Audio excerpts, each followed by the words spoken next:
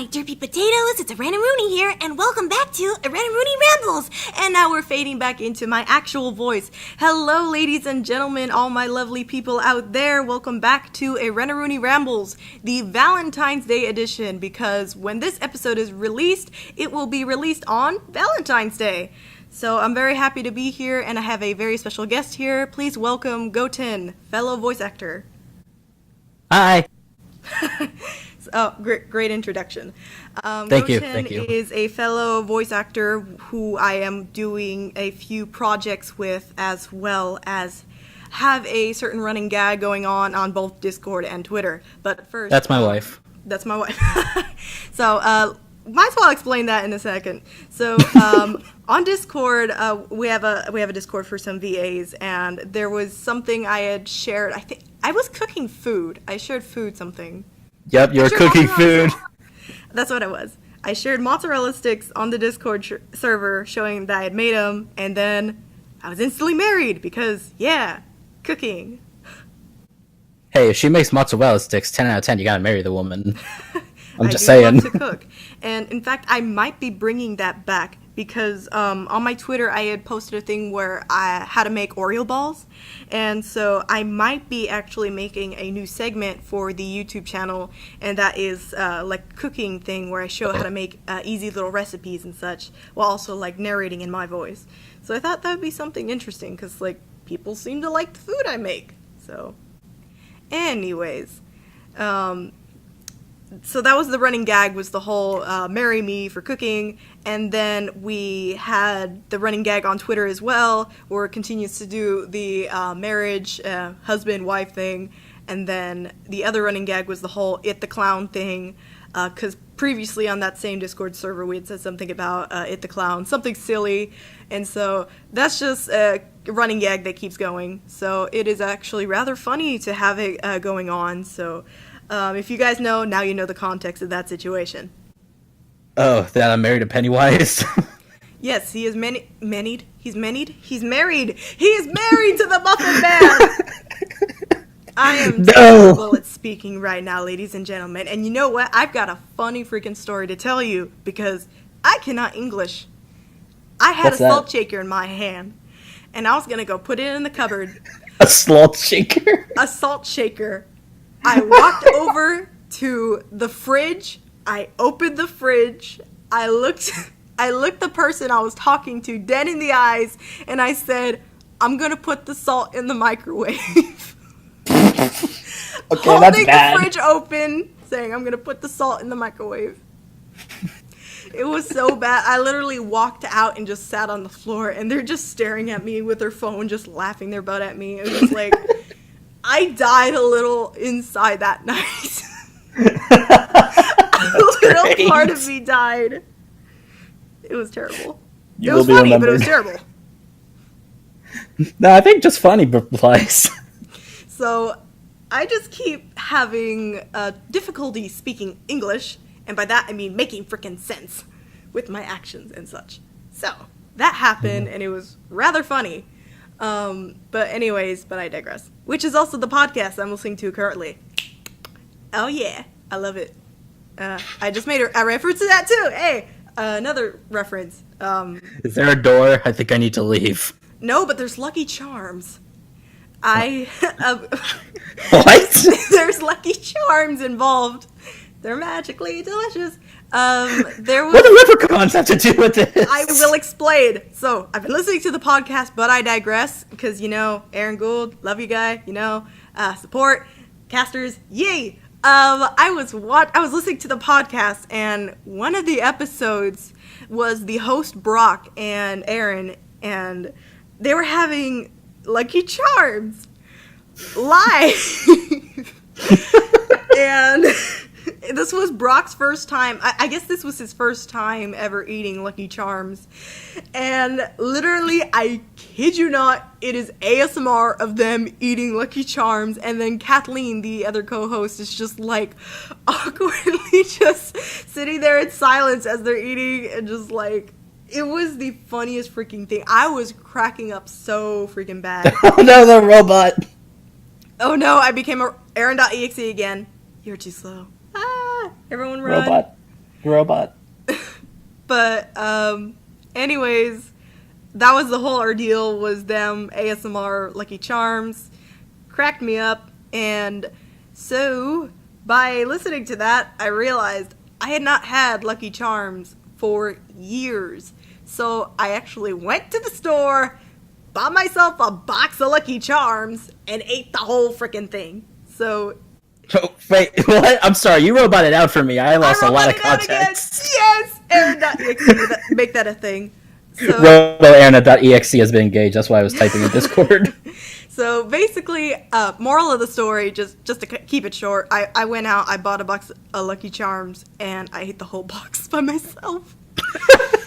So it was a good day. It was a good... I had not had Lucky Charms in so long. Like, it was years. And I was just I don't know if I've ever had any. You have not had Lucky Charms? I don't think I have. Oh my gosh. Okay, so you know what? We're going to take notes from But I Digress.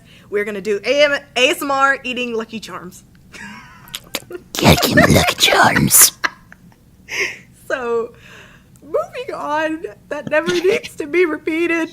I don't know. It always needs to be repeated. No. Okay, now it's goten.exe. Moving on. So that was the whole explanation with the marriage thing, the whole thing where I can't speak English, and Lucky Charms.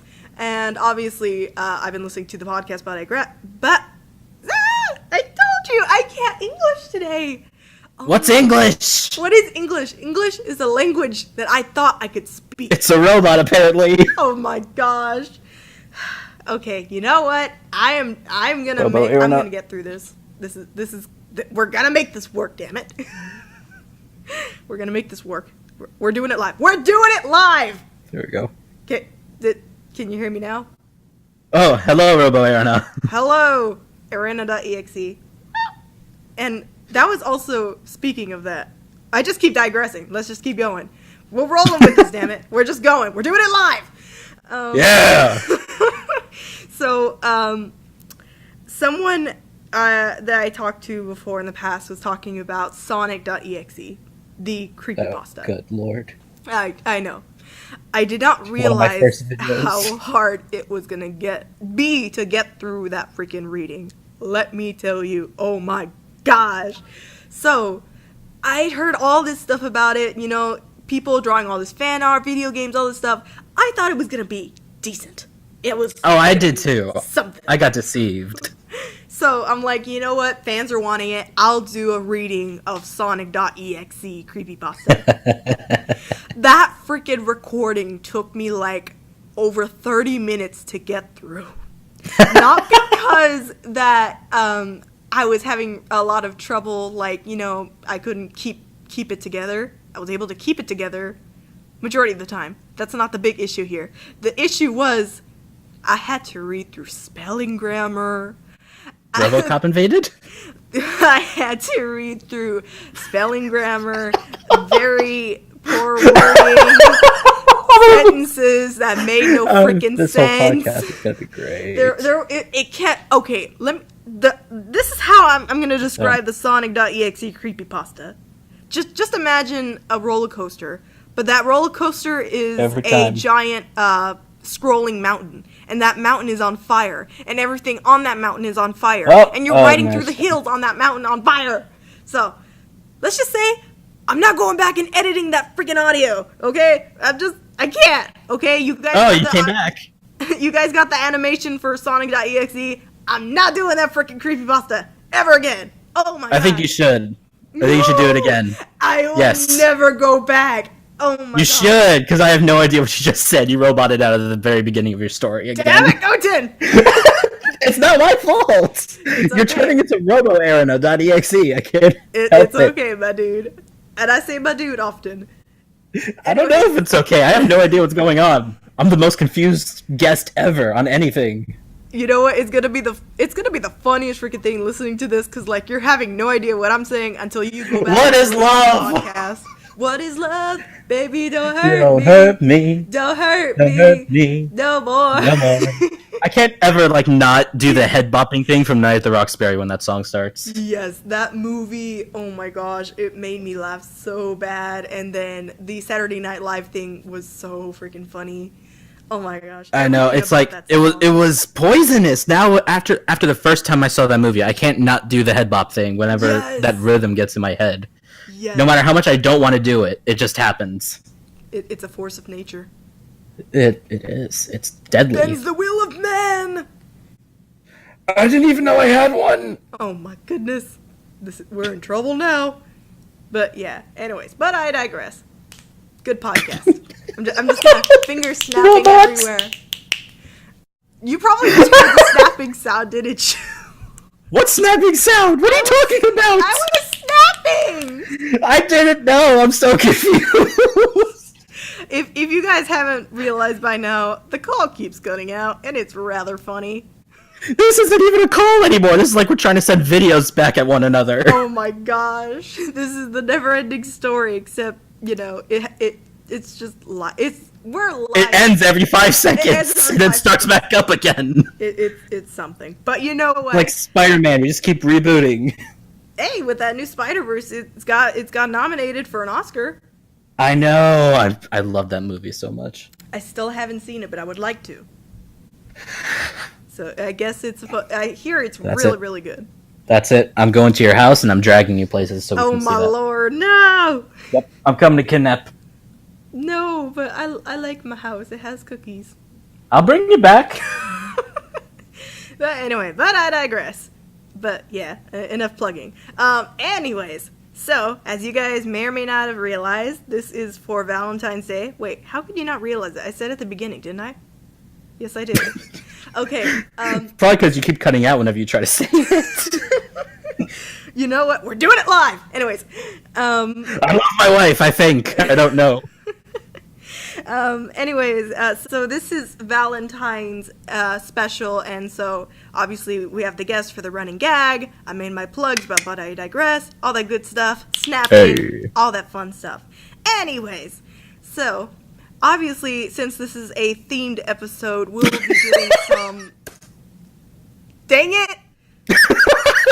Hey, you're back. You can hear me. Okay, this works.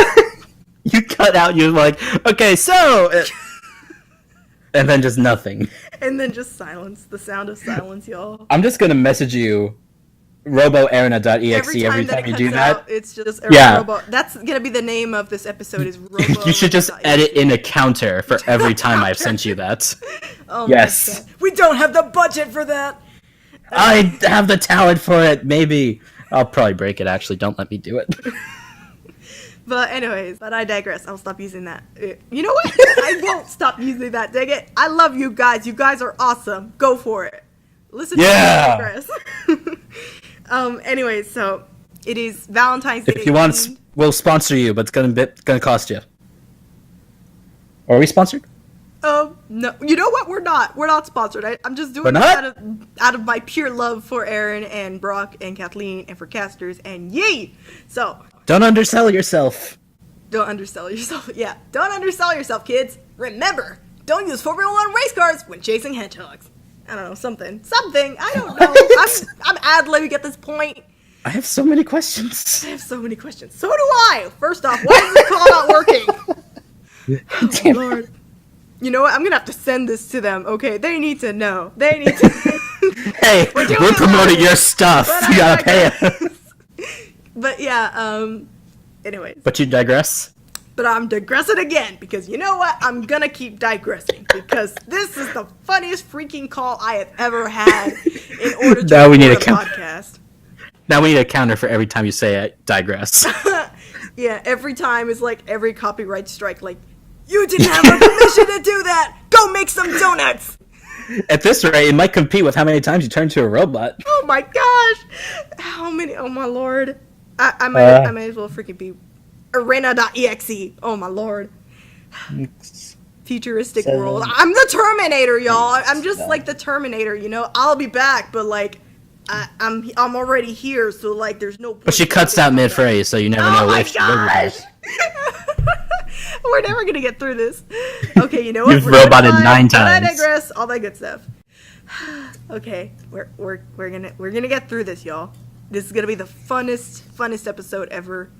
And I already said my English is bad. It's getting worse because I said funnest, and that's not even a freaking word. Oh, and that's 11. No! Okay. Oh my goodness. This, you know what? This has to be the funniest. Oh, are we gonna go for 12? Are we going for 12? 12? Is this 12? Going for 12! Oh my gosh! No! Okay, you know what? I can hear you. You can't hear me. What is going on? There we go. Now you can hear me! Okay! I don't know what is going on. I blame We're up to 12 technology. RoboCops. 12 RoboCops. 12 RoboCops. Oh my lord. Anyways, this will be cut out and edited, obviously, so you guys are all good. Anyways. Nope. It will not be. Did it cut out Nope. again? Uncensored. Full disclosure. Everything's out on display. Oh no! So, like, show all the times that we cut out. Oh my gosh. That'd be funny. Every time you have to edit a cutout, just a ding and just a counter in the corner. Yeah, you know, a little arena, but with red eyes, just staring into your soul. RoboErena.exe. I'll be back. You're too slow. I'll be back. Something. Back. Eating Lucky Charms and talking about But I Digressing. And putting salt in the microwave when opening the fridge. I think that's the only story that I got any context to was the salt in the fridge. I think that's it. Everything else, I have no idea what you're talking about. You know what? That was the best story, and you'll hear it when you listen to this podcast. But I digress. Anyways. Oh my gosh, I've been using so many phrases over and over. You know what? We're just going to keep going. Valentine's Day, this is the theme, and obviously... Wait, Valentine's... Oh. Wait, no, wait. When this is uploaded, this will be Valentine's Day. It'll be Valentine's Day for you guys. For us, it's it's a day. We're having some technical difficulties. Oh, she's back. Oh, now I'm back. Yay! Okay. This episode is the technical difficulties starring Erenaroonie.exe, But I Digress, #, Lucky Charms. And he heard none of that. I heard all of it. I heard all of it. I'm just disappointed. Well, gee, thanks. No problem, honey. No. I'll eat your arm later. Fucking Pennywise, you'll float too, dang it. I like the balloons. I did a Pennywise comic dub once, and I plan to do more. I actually have a friend who will be portraying the Tim Curry Pennywise while I am doing the Bill Skarsgård Pennywise, so look forward to that when I do something. And oh my god, what was that? I was not ready for that. Holy crap, dude.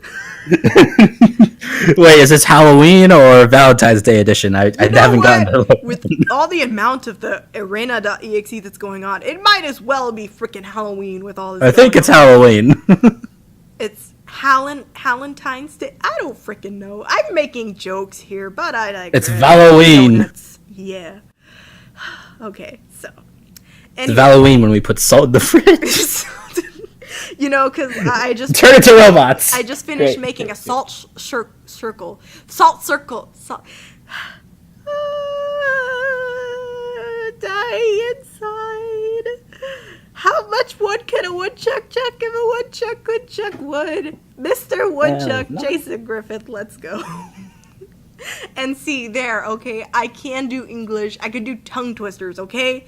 And I will do tongue twisters until we are connected again because he disconnected from the call again. So, let's see. Whether the weather is cold, whether the weather is hot, we'll be together whether we like it or not. What's another one? Dang it, I don't know enough. What's another tongue twister? Sally sells seashells down by the seashore. What's another one? I don't know. Oh, you're back. Hi. I've just been dang it. just give up now. I was doing tongue twisters until you connected back. No! Valentine's Day special today. Wait, is that what this was? This will be aired on Valentine's Day on the channel. So, Valentine's Day if we special finished by then. Between husband and wife on Twitter and Discord. You'll float too, Lucky Charms, but I digress. At this point, it's not a plug. It's just a promotional episode for them. It's a promotional episode at this point. We spent an hour of just cutting out and I digressing. We had something about salts in fridge, but who knows? It was so long ago. It was a century ago. It's just that sort of thing. Or with the actual topic. We didn't even start the topic. It's just Did we even address what the topic was? Yes. Answer the question. You're in interrogation mode now. Oh god. Stop resisting arrest.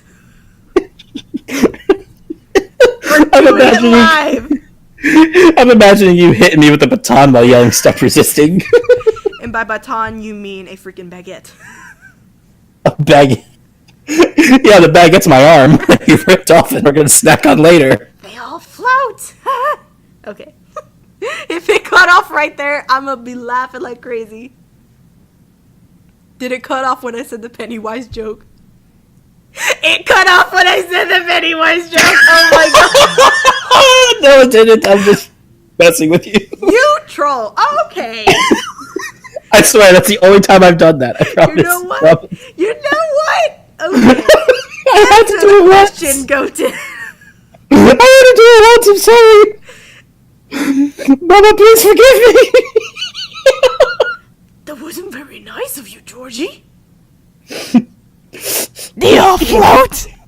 Eat a big one, Pennywise. I don't care about your problems. Oh my god. ASMR Pennywise. They all float down here. Oh my goodness. I cannot wait for that movie to come, for part 2 to come out. I am so freaking excited for it. I am so excited for it. Is it because you're in the movie? Because I probably believe that. Hello, Georgie. No, I actually, I really did like the original Stephen King's It from the 1990s with Tim I loved Curry. it. I love that movie so freaking much. It is, it's special effects. I liked what they worked with what they had. I liked the setting. I liked the special effects that were used. I liked the actors involved, and it was a fun watch. I used to be terrified of it because, Tim Curry's performance was just amazing. It was really good. Yeah, and then I hear that they were making a remake. You know what? I actually followed with them throughout the whole production, like casting, all that. I watched the whole thing until it finally came out, and then I went to theaters and I saw it in person, and it was just like, oh my goodness, this is really nice. I really liked it. But yeah, the Stephen King's It was something that I really did enjoy, and so I've been eagerly anticipating part 2, which I am really excited to be watching in theaters when it comes out. And I'm also just like, I'm just ready to see the trailer in general. I'm excited to see the adult cast and the story, what we have in store. I'm just ready. I'm excited. I'm ready to see what happens, what's the conclusion? How does it differ from the book, and how does it differ from the 1990s version? Because obviously both the 1990s and the most recent It have they have a very different adaptation. They have their similarities, but also very different. Like, the 1990s was a little less violent, while the new one was set in a different age. Like, for example, the kids are set in the 80s this time, which was an interesting choice, an enjoyable choice at that. So I am excited to see what happens next in this part 2 for that, and how the conclusion goes. So yeah, Stephen King. And I've been also reading the book as well, and I really did enjoy reading the book. Very interesting to read. I'm still trying to finish reading the book, but I did enjoy what I've read so far. It is very graphic, I will not lie. The book is not for everyone. Oh, I'm talking about the Stephen King's It book real quick. But it's okay. I let you do your thing, so I just kept rambling on. But anyways, the Stephen King book, it is much different from both films adaptations. It is much more graphic. It is I don't want to give anything away, but it does have its similarities, its differences, but it is much more detailed, much more graphic, so it is not for the faint of heart, in a sense. So if you're willing to go through all that to read the book, I highly recommend it. It is a very interesting book to read. It's very entertaining in the sense that it has you on your edge of your seat, and it is a very scary book. So if you're interested in that sort of thing, definitely check it out. Just know that it can be very graphic. So your discretion is advised when reading this book, obviously. So yes, Stephen King's it. And we're back, ladies and gentlemen. Now, you won't be noticing what's been going on, but throughout the whole time we were recording, we were cutting in and out, and RoboErena.exe had taken over the entire time. Same thing with Goten on his side, where he was screaming and could not hear a thing. So, we're just going to try again. There's going to be a freaking blooper reel for a podcast, which is something I've never done before. But it was so freaking funny that it's going to be staying. So, Goten! Welcome. Are you glad to be back on the same episode of the same podcast that we're trying to record? I'm counting all the RoboErenas. I'm up to 31 right now. Oh my god. So let me explain. Every time that I had cut out, he had typed RoboErena.exe in the chat. And you counted how many? 43, 44, 45, 6, 47, 48, 49, 50, 51. Oh 51. Wait, no, there's more. Oh my god! The chat just... What's going on with my scroll reel? Okay, that's weird. Oh my god. It just jumped me all the way up to the first conversation. That was weird. It's a lot. Let's just say that it was a lot. So, we did. There were 55 times even. Oh my god! That's more impressive than anything. That we stopped at 55 on the dot. Oh that's my god. Impressive. We need to take a screenshot of that and have that pop up on the screen. Well, I didn't type it out every time. I just remembered to add a few. I kept track of some of them in my head. They're not all 55 typed out. Oh my god. So I guess technically I have a few to type out. I'm behind. I'm sorry. It is fine, my dude. But anyways, we got it fixed. We're calling now. We've been doing decent now. And we're gonna And you just jinxed it. We're going to get another 55 in. Okay. Please keep your fingers crossed. Eat your Lucky Charms. Put all the salt in the fridge. But I digress and make those donuts. All that good stuff. Leave. Immediately. Alright, so. Now with that said, we are going to continue on as if nothing happened, as if we weren't recording for a full hour. As if we both aren't idiots. Blame technology, okay? That's all I'm gonna say. Blame the freaking technology. Anyways. You gotta eat a whole box of Lucky Charms. It was your end. And we're gonna be doing ASMR with Aaron and Brock. Kathleen and Goten are gonna be listening. Oh yeah. Oh my gosh. But anyways, but I digress. That is the last time I'm using that. Oh, Get out! What was it? There was an episode where they had Jason Griffith on it, and they were talking about Full House, and they were doing. No! They No! were saying, "Cut it out." No! It's happening again. No! It happened again. He cut out. I spoiled it by saying Jason's name. Oh my lord! And he played Sonic, so it's literally Sonic.exe. Oh, You came back. I'm back. Okay. You know what? We're just gonna continue on. Oh my goodness. This is gonna turn to the last hour all over again. Oh my goodness. No. I don't want another. I really don't. But anyways, they were talking about Full House, and literally one of the phrases was, cut it out. So it just reminded me of that. Moving on, but I digress. Okay. Cut it out for the whole hour and a half. Cut it out. My cousin had actually shown me how to properly do the hand gestures with that. And after she'd shown me, I had been practicing it for until I could do it without messing it up. So, cut it out. Full House is Is this table made of wood? Is this table made of wood? Oh no, I'm Mr. Woodchuck. And Is so there a window I can jump out of? I need a window immediately. well, there's windows on your desktop. Oh, and it looks like Erena.exe has gotten to that window. No, I'm just goten.disappointed. But anyways, so that was the whole thing with that episode. Send help. I've got him tied to a table. He's not leaving until we get this recorded, guys. Helpless. Helpless. But anyways, so we're gonna start getting into the actual topics, and obviously the rest of the call will be put in the blooper reel. So, Oh wow, that's right. We did have actual things to talk about. I yes, forgot. we did.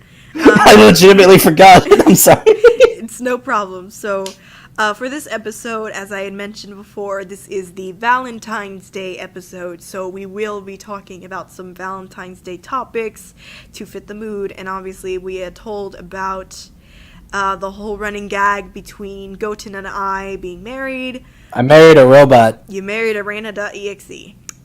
That sort of thing. Anyways, She tries to eat my arms, then she lags out, and I'm just stuck there until she can finally chomp. and then when I'm back, he throws leaves in my face, and then I run into a bowl. Every time. Good times. So anyways. Still. But I Nearest digress. window. Anyways, so Help! Send help! you guys won't know this until you've listened to the bloopers, but I have said that for like an hour. And a half. An hour and a half of that. Okay, so while I have you on here, I have a question for you that I need you to answer. Yeah. So, okay, so you sounded so scared. I don't know if I'm gonna get the question. I'm gonna come back and you're gonna be talking about something else. I'm gonna come back and you're gonna be talking about like Brad Pitt's abs or something.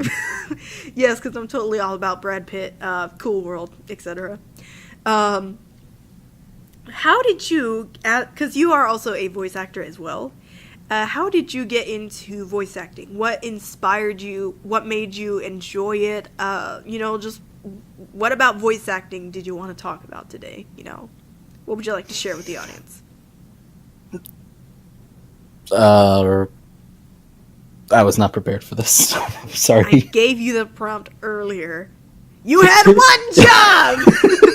I'm sorry. I've been distracted with all the RoboCopying. RoboCop. We're up to 59. We're about to hit 60. Oh my god. And there's another tally.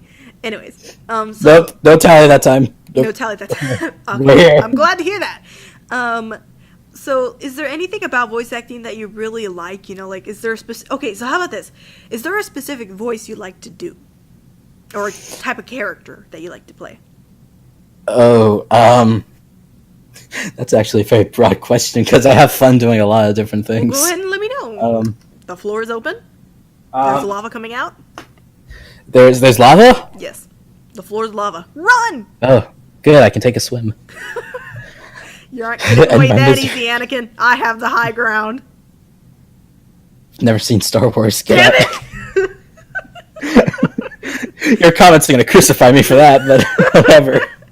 It's okay. I've never done a Star Wars comic either, so I think I'll live for the most part. Anyways, voices that you like to do.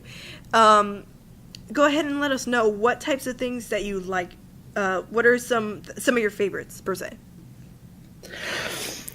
Are we talking like performance-wise or just like voice-wise? Any in general, voice-wise anyway. Okay, so voice. I definitely like doing Cell because it's very sensual and creepy. And Cell is from Dragon Ball, right? Yes. Okay. Oh god, that was horrible. I'm sorry. It's fine. And what are some other ones that you like? Or hold on, wait, before you continue. What about, you like Cell just because, like, it's a creepy type of character voice to do? I just find the voice very funny. Okay. And it's a lot of fun to make weird comments with. Especially for, like, an abridged, I guess you could say. It's all people! Yeah, the team, what is it? It's called the Team 4-Star Yeah, abridged TFS. Dragon Ball. Oh my lord, it cracks me up. It is so funny. I don't really I'll watch drink you dry. Oh my lord, no. See what I mean? It's fun to do. But anyways, oh my god. That's... Oh my god. How am I gonna recover from that? Oh my lord. Get your composure, I'll drink you! Oh my gosh, this is as hard as... Oh my god. I'm not making a joke! No, I'm Yes, not giving do it it. to you. Do it! Yes! Make the joke. Freaking Emperor Palpatine much? And you're still not a Star Wars fan. You won't get that. Damn it! I'm wasting all these good ones. Damn it. Okay. You wasted them on me! Infinite power! Oh my god. Just chuck me out the window like Samuel L. Jackson. No way, if anyone's jumping out the window, I got first dibs. Oh my god. Get me out. Please send help. Cut it out. Okay. Help! Please.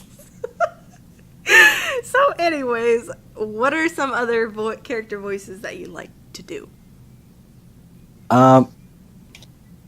There's another one for a project I cannot yet disclose Which for is all right. reasons. But you can the you talk character. about the character? He talks a lot like this. Okay. He is a baby. Okay. That's about it. If you like this show, please.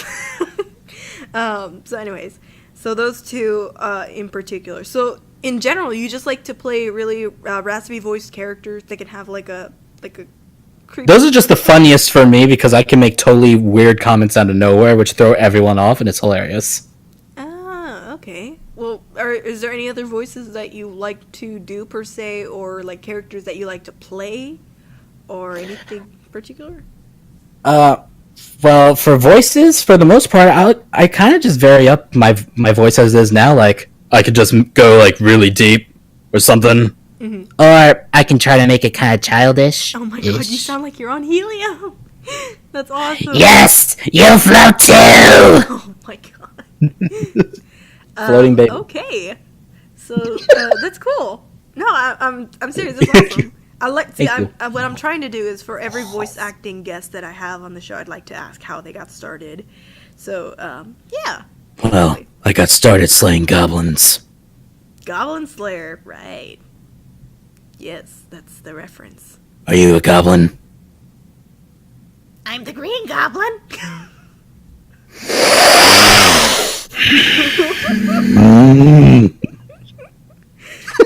And I know that from Spider-Man, but I haven't seen a whole huge amount. I've seen like the Tobey Maguires. I did not watch the Andrew Garfield ones. I didn't watch those. That's the best one. You can at me on that. My favorite was the Tom Holland one. Get out! Well, like, I mentioned the whole thing about where I said, what was it? On the first episode of the podcast, I had mentioned about the whole situation between my mom and me, about the miscommunication about Tom Holland's Spider-Man. But, anyways, I do really enjoy his performance, but I also really like, Tobey Maguire. I grew up on that one. And another one, obviously, Drake Bell's. I really did enjoy his, because I really did think he fit the part for a Spider-Man character as well. I agree. I think that for Drake Bell, he I doesn't think have to do it physically, that sort of thing. Well, yeah. Voice-wise, I can agree that I like how he does his Spider-Man. Mm-hmm. Now, I grew up on the 90s Spider-Man one. Tobey Maguire. No, the animated series one. Oh, the animated series. Okay, gotcha. That was on CW for... No, wait, not for kids. It was the CW. It was on Jetix. Oh, okay. I'm mixing all these child... Yeah, it was Disney XD back when it was cool. It was called Jetix. Oh, yes, I remember which one it is. Before Disney took it. Before Disney took it. Disney! Yeah. Okay. It used to be a Fox thing. Mm-hmm. Yeah, because they were made. It was that one, and then there was an X-Men series, which was also really, really good. Mm-hmm. And that was like what I grew up on. It was those shows, the Batman ones, and my favorite Spider-Man series like ever for animated wise. It's got to be the 90s one for like nostalgia purposes, and because it's kind of like that was one of the earlier ones, so like that one and the Batman one, they kind of like set the tone for the animated shows then, which are all like really good. But Spectacular Spider-Man, Oh, I that one. love that one. Yes, that one was it was like perfect. I loved it. Obviously it did have its flaws or whatever, but I think like for for at the time, like for making a Spider-Man cartoon, that one was great. And like you were mentioning Tom Holland earlier, I think Tom Holland would do a good Spider-Man. What I don't like about his Spider-Man is what they're doing with the character. So it's less like about him and his performance as Spider-Man and more about how they write the character. Because it's just, I'm just someone who kind of grew up with like the comics or whatever and the old stuff like that. So it's like kind of seeing the way he is now. From the Far From Home movie, looks like it has a lot of potential for a good portrayal of Spider-Man. But the way that they introduced him at first, I didn't really like him. He just seemed like a big whiny baby looking for Tony Stark's approval. You know, he didn't have that sense of responsibility and whatever. It was just him trying to prove himself, which no comic incarnation of Spider-Man that I've seen was really like that. Like, So I have a comic. This new concept or idea of Spider-Man in a sense. No, it just wasn't really Spider-Man. He was always the one who was like, he felt he had a sense of like responsibility, and he had to do what he had to do because he had that gift. You know, he didn't have someone else like, oh yeah, here's a cool new suit and stuff like that. Like, no, he made the stuff. And I know he did make his own web shooters and stuff, which I thought was cool too. But I just think they did it. I like the Andrew Garfield one. I think that one was great. And I think that if The Amazing Spider-Man 2 didn't bomb, I think we could have had something really amazing, because I know they were trying to set up for more movies, which is why it had like the too many villains problems. They were trying to set things up, but people just kind of wanted like, oh, just get him with all these other Marvel characters. It's like, okay, great, Spider-Man's with all the Marvel characters. It's a good Marvel movie, but it's not a good Spider-Man movie, you know? Yeah, I don't blame. I can see where you're coming from with the Tom Holland issue, but I did think that he has the potential. He did a good job, like as him as the acting wise and all that. I think he was spot on. But I can see what you mean by that. Excellent. His the way, it's not his fault. It's just the way that they portray the character in this version. The reason I think they went about it in that way was because they were trying to do something new, because they've done the same thing over and over. They show about the whole Uncle Ben. They show how he starts out, and I think they were trying to do a new formula, because it seemed like to them, everyone already knows the Spider-Man story. Everyone knows his story, and so they just wanted to already jump in for a fan base that already knows the story. And that's number 61. 62. I got. Oh, I'm sorry, you roboted out twice. It's okay. But yeah, it's just, I feel like they were doing it for an audience that they believed already knew the Spider-Man story, so they were just jumping in and trying to do something new. Yeah, and I can definitely, I do like how they didn't redo the Uncle Ben story, but, and I can see where it seems like they were trying to do something different, but it didn't feel different, because, we start again, he's in high school, but he's younger again. The last two Spider-Man, they both graduated within the first movie or two. Like, the second movie for the Amazing Spider-Man series, the only interaction that he had with school, really, was that he graduated. After that, you didn't ever see him in a classroom, you kind of saw him, he was doing his thing, he was Spider-Man, he was dealing with his love life as Peter Parker, there was things that were going on with him and his Aunt May, trying to hide his secrets, cleaning out Shaft that they actually didn't have, which was funny. Oh, I forgot, you never saw the movie. One thing that I had to say, though, Aunt May looked so young in the new one. That was my pet peeve, was she looks too young. I agree, because it's that's what I mean with the thing. I can see that they're trying to go with something new, but yeah, in trying to do something new, it's like they're trying too hard, and it's just not. It's not really Spider-Man anymore. It's like you took the character, you took the looks, and you took the people in his universe, but it almost just seems like more Avengers promos. Like the other one, it was about him wanting to be an Avenger and him with Iron Man and him wanting to prove himself. The second one, from the trailers and what it looks like, that one looks promising because that one looks like it is about Spider-Man. And it looks like it's going to be a real Spider-Man movie. I mean, Spider-Man and Nick Fury being a thing, I mean, the Ultimate Spider-Man cartoon shows that it can work without having to constantly throw the Avengers in your face. Yeah. I just feel like they're too... Not only that, but we get a look at Sandman again, which is something that we haven't seen since Spider-Man 3. And a lot of people had complaints about the character. I wonder how they're going to sort of redeem the character in the audience's eyes in that sense. Oh, you came back. Yeah, so, did you hear the part about Sandman? And now she's gone again. Can you hear me? Hello? Hello? I cut out again. No. Oh, you're back. Okay, so, did you catch the part about Sandman?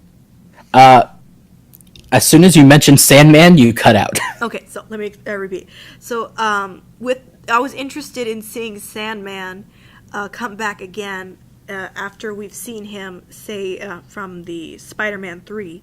And I know a lot of people had disliked Spider-Man 3. So I'm wondering if, like, they're doing this character in a sense that he's sort of redeemable in the audience's eyes. Like, you know, this is a new version of Sandman. He's more threatening or some sort of thing. What do you think on that? What are your thoughts on that? I think that with going back to Spider-Man 3, I think the biggest problem and why the movie was kind of a mess was because Sony had pushed so hard to put a Venom in the Venom suit in, and Sam Raimi didn't want to do that because he didn't know anything about the symbiote and the character of Venom. So he didn't want to do that. He wanted the movie to be about Sandman. Sandman was supposed to be like the main villain. So I think that the combination of throwing the black suit in definitely did take away, and why. I mean, as a character, what they did with the Sandman, they were pretty spot on. He was a former crook. He has a daughter, and the reason he does what he does is because he was trying to pay for the bills. And as far as the original Sandman goes, that was what his origin really was. Eventually, he does come to kind of more hate Spider-Man naturally, but I mean, for the first time we see the character, I thought that they did really good job. I think the black suit and trying to throw that in is what made it a mess. And with the new one, I don't know what they're going to do because I think the movie seems like it's going to focus more on Spider-Man and Mysterio. Because they also show, between Sandman, they also show Hydro Man is going to be in there too. Who he was? I didn't catch that reference. The big water thing? Yeah, that's Hydro Man. Okay. It's like a water version of Sandman, more or less. Gotcha. Okay. I'm not extremely familiar with all the Spider-Man lore, hence why I like to ask people who are familiar with it more about it. I just comment on what I really know, basically. But I did enjoy the Sandman character, but I know because it's associated with Spider-Man 3 that a lot of people tend to disassociate with that character as well. You know what I mean? Yeah, and I feel like just the way that they portrayed him in the trailer and the way that they portrayed Mysterio, Mysterio, it just, I feel like Sandman and Hydro Man aren't really going to have any, like, character to them. I feel like if they do have, I don't know if they even are going to have their human forms in the movie. I think that the way that it's looking, it looks like Sandman might just be a giant sand man, and Hydro Man's going to be like a literal water man from the looks of it, and it looks like it's going to somehow play into Mysterio. So I don't know. I feel like that Sandman and Hydro Man are kind of just being thrown to the side as fodder for Mysterio's character from the looks of it. One thing that I find interesting, though, is they're really leaning away from the Green Goblin aspect.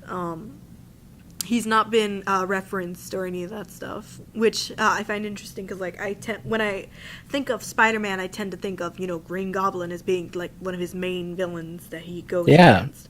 So, because what are your thoughts on that? Well, with the Green Goblin, without the Green Goblin, it's almost like there would be no Spider-Man, if that makes any sense. Because they came from the same experiments. What was his name? Osborn. Harry Osborn. Harry Yeah, Osborn. he was this. Yeah, he's the son of Norman Osborn, and both of those Osborns have been the Green Goblin at one point or another. Yes. But the experiment that turned them into the Green Goblin, it's a string of the same experiment that creates Spider-Man. So it's kind of like you can't have one without the other, really. So, like what they did with the first movie, I thought that was absolutely perfect. The way that they had the Green Goblin Spider-Man's relationship, The Tobey the way, Maguire, yeah, and with the Amazing Spider-Man 2, the way that they introduced the Green Goblin there, and they did the death of Gwen Stacy. I think getting to the point where he became the Green Goblin, I thought that was good, but I think a part of the reason why people say like too many villains in one is that they introduced him too early. I think it would have been better to start the next movie off with the Green Goblin as the villain. I think like the death of Gwen Stacy, I think that could have been like the main plot of like the next movie, and then maybe on the fourth one, if they could continue like that, the Sinister Six. But the build up to the Green Goblin I thought was great. The Green Goblin himself, I thought the design was very interesting, and I kind of liked it. But the way that they had the character done, it left a lot to be desired because of how much the two characters are almost inseparable in a way. Yeah. And the fact that there's no sign of Oscorp or the Green Goblin really almost at all is, I wouldn't really say it's concerning, but it kind of adds on to that detachment from it being like a Spider-Man movie again. But then again, And more of a- it could be the issue. One of the reasons could be that they already moved past it. Like, what if he's already battled the Green Goblin? Like the whole thing with Uncle Ben, all that's past already. Well, no, they addressed that actually because They did. the whole first movie was about the Vulture being Spider-Man's first supervillain, and that he had never done anything. He was just doing the regular street things. That's why he wanted to prove himself, because he wanted to take more supervillains and stuff like that. So yeah, so far there's been no sign of the Green Goblin or Oscorp or even Oscorp, but obviously he had to go to Oscorp, or even if he didn't, he went somewhere and got bit by a radioactive spider. Yeah. So I mean, again, it's that kind of sense of like detachment from even just his beginnings. I mean, It's interesting. I wonder. I want to see how they go about it. That's the main thing. I do too, and I guess at the same time, I'm almost looking forward to like another reboot. I guess, in a sense that I'm looking forward to Spider-Man being on his own again, because a majority of the time he's on his own. I mean, Spider-Man's been around since the 50s, but he didn't even join the Avengers until like the 2010s or early later. 2000s in the comics. Yeah, and if anything, the people who he looked up to was the Fantastic Four. Even when he was a part of the Avengers or the New Avengers, he spent more time, arguably, kind of spitting back and forth with them than working together. They would work together, but when it came to the Spider-Man's involvement and his character, when it focused on him, it was more of how he would have, more like how there would be problems or whatever, mostly because of the Civil War. So Yeah, it's been a very interesting adaptation. Not one that I'm Yeah. hating on. It's just like it's interesting to look at. yeah, it's interesting. It's weird because it's like it almost feels like it's like the opposite of Spider-Man's character almost. Like instead of being an independent, like responsible superhero like he usually is, it's more of he's kind of like a whiny kid with daddy issues. I mean, you could see that with several other characters that they changed up a bit. Like even like say characters like Hawkeye. They obviously we talked about it in the first episode of the podcast with our guests Renee and Alex, and there's a lot different from the character via the comic books compared to what they give the audience, and I feel like it's kind of an injustice to the character, especially for the fans who are so passionate about it. So I can see why some people are just kind of torn about some of the character changes, like Hawkeye, and of course with your Spider-Man. Yeah, I can agree on that with Hawkeye. I can definitely kind of see it with Hawkeye. The other character that I can kind of see it with, it escapes me almost now, is, you know what? Forget I said that because I just totally forgot It is where okay. I was going. We might as well just keep going on. But yeah, that was interesting to talk about. Moving on, we will now be moving on to our next topic, and that is the Valentine's Day stuff, because obviously this is a Valentine's Day special. So Oh yeah. yeah, this is still going to be aired on Valentine's Day. Happy Valentine's Day! Grab your web shooters. Grab your web shooters. Grab your web shooters. Put the salt in the fridge. Get everything ready. Put your box of chocolates on a little web and hang it for your Mary Jane or Gwen Stacy's out there. Yeah. Big F for all the Gwen Stacy's. But yeah, Unless they're Spider Gwens, then it's okay. that looks interesting. Actually, I've seen cosplays of it, and it looks awesome. Of Spider Gwen? Mm-hmm. Oh, I like Spider Gwen. It's like her and it's kind of the same story as Peter, but they swap places, so it's really interesting to kind of see. I The like alternate that. universe, yeah. Yes, so it's like I'm happy that they didn't really bring Gwen Stacy back to life, but rather it's like in another universe she is alive, but she's Spider-Man and Peter died. Mm-hmm. I like that twist.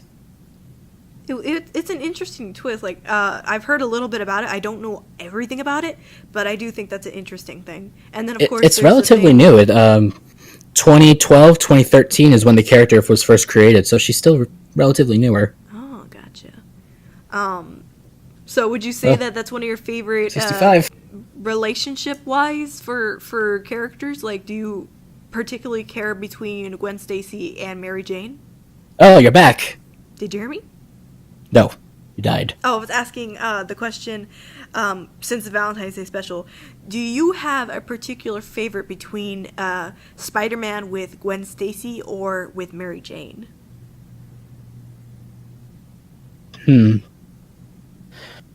Is there a third option? You don't like either? It's not that I don't like either. It's just that I feel like there was a lot of potential with Felicia Hardy, actually, the Black Cat. Oh, that's right. I almost completely forgot about that character. Yeah, she was in the animated series, and like they would always butt heads. I remembered that, so it was just like, huh, that was interesting. Yeah, it's like they always butted heads and they were kind of flirty. In the comics, they dated for a little bit, but otherwise, it's been the same kind of relationship. Mm-hmm. And I always felt like the Spider-Man Black Cat couple had like a lot of potential for something really cool and interesting. Yeah. Because they've always done the Spider-Man with Mary Jane stuff, and it's always like the damsel in distress. But I was always interested in what it would be like if Spider-Man and Black Cat had dated instead, and they had almost been like a super powered kind of team. Yeah, I can see what you mean. Oh yeah, okay. I just heard it twice. Gone anyways. I just heard it twice. Can you hear me now, Scott? You have a beautiful voice. Thank you. Wait, did you just call me Scott? Yes, that okay, so it was I need context. Okay, so there's a movie called Austin Powers. Oh god. As soon as I say Austin Powers, everyone runs from the hills. Anyway, No, I'm not running from the hills. I'm just remembering a lot of very key scenes. I'm just internally laughing. Anyways, so Dr. Evil, he's the villain of the series, and he has a son named Scott. Oh yeah, that's right. And my brother would always, when I'm talking, my brother likes to tease me, so he would be like, how about no, Scott? Just like, okay, fine, I'll stop talking. So, it's a running gag, and so that has been permanently embellished into my brain. So I understand number 2. that's where that's coming. No! No. Would you prefer Mini-Me? Would you Oh my god!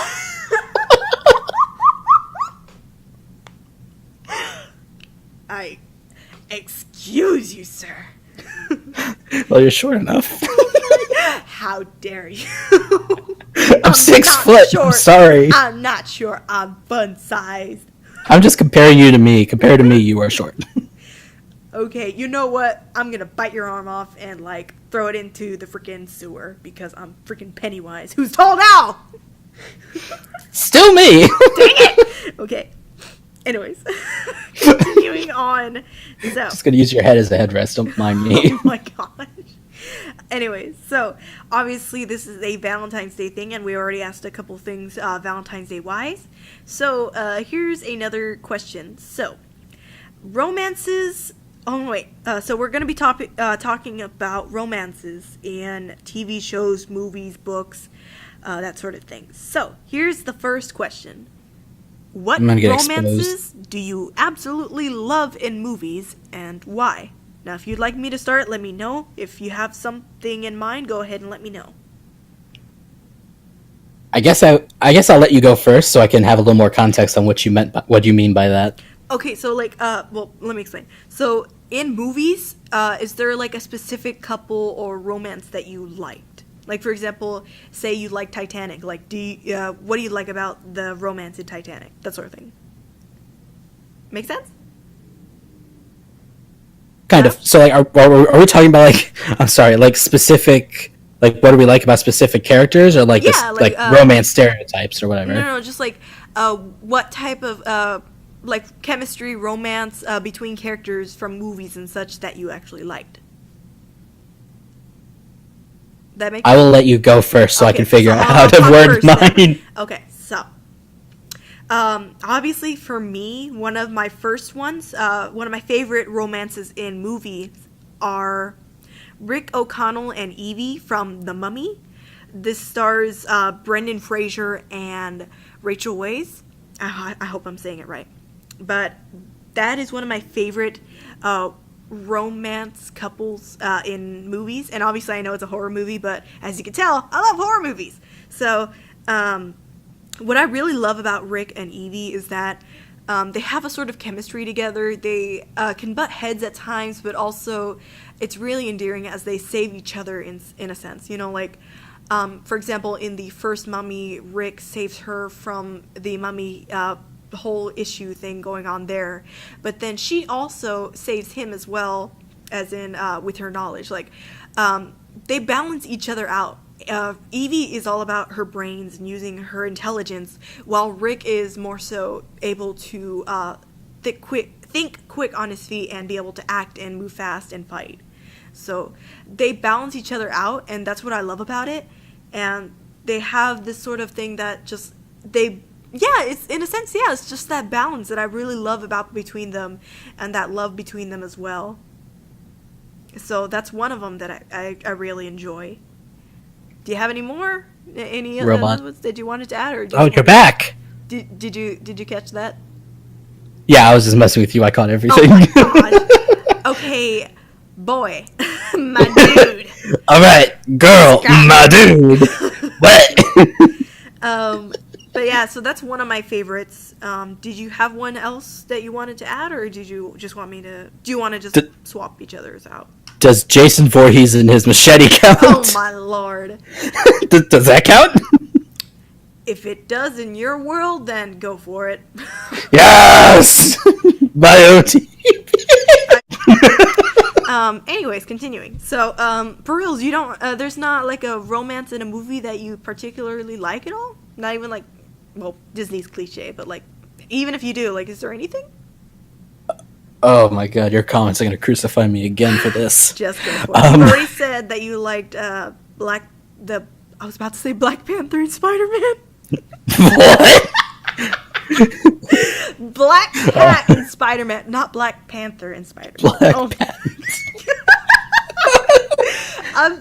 Does that ship exist? Has that ship set sail? I'm sure it has.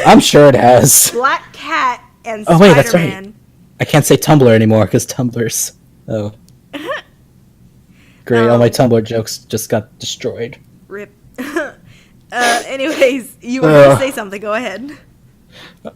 No, I wasn't. I'm sorry. You were saying something. No, you were going to say a romance that you did like. It was just that you were saying that my comments were going to crucify you.